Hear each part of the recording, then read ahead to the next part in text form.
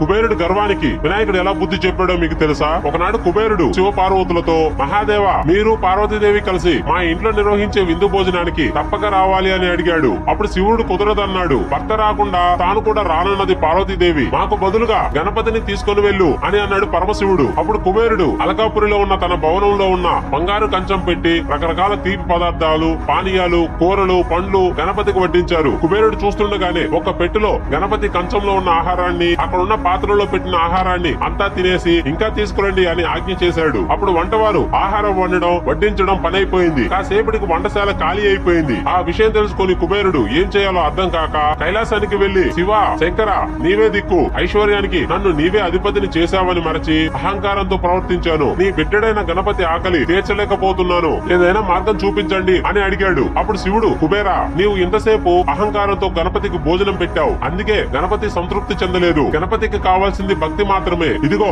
ఈ గుప్పెడు బియ్యం తీసుకొని అహంకారం విడిచి చేసిన తప్పు ఒప్పుకొని పరమ భక్తితో గణపతికి సమర్పించు అని అన్నాడు పరమశివుడు. అప్పుడు కుబేరుడు ఆ గుప్పెడు బియ్యాన్ని ఉడికించి గణపతికి భక్తితో సమర్పించాడు. ఆ గుప్పెడన్నం తినగానే గణపతికి కడుపు నిండి సంతృప్తి చెందాడు. భక్తితో గణపతికి చిన్న బెల్లం ముక్కను వేదగా చేసినా చాలు, అదే మహాప్రసాదంగా స్వీకరిస్తాడు ఆ విఘ్నేశ్వరుడు.